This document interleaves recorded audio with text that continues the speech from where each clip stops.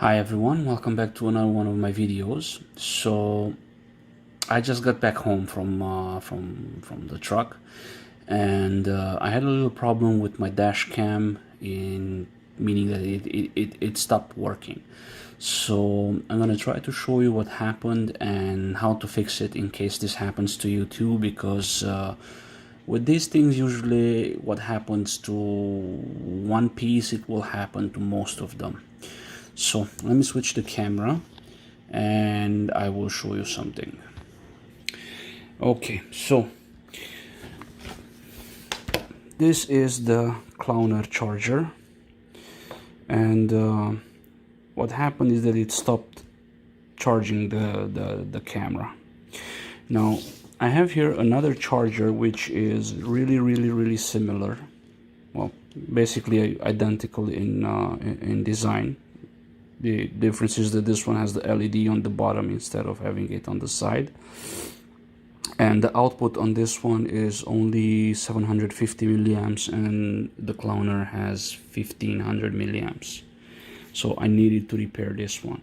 Now what happened with mine is that, so I had to unscrew the top here and then pop off this ring, and then it just opens up in half and it looks like this inside. You also get a small device like this with a filament inside that stays in this groove like this.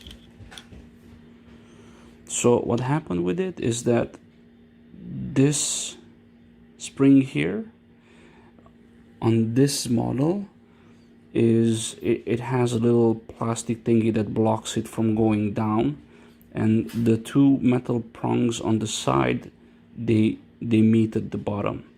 So because the little plastic step broke, the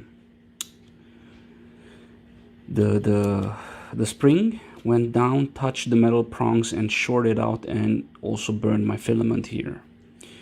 So what I did is that I super glued it back. I put some baking soda on top of the super glue to make it into a really hard plastic, and then I also put a hot glue on top of that. So even if it moves again and if it touches the prong at the bottom, it will no longer make an electrical contact and short out the whole thing. Now because I don't have another fuse like this, what I did is that I took a, well, it would have been ideal if I had a really small wire, but I just didn't want to cannibalize any of my USB wires to take out a small piece. So what I did is that I took this little copper rod, I cut it to length, I measured how long it has to be from the spring to the top with the little aluminum tip. Okay, so it has to look like something like this when it's all together, you know.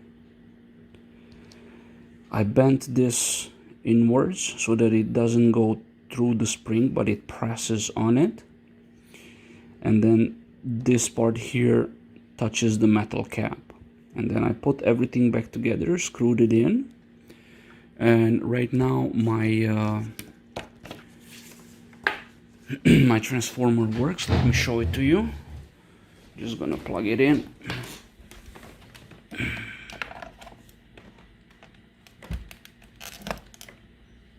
There you go, it works, and my camera, it's also on when I plug it in.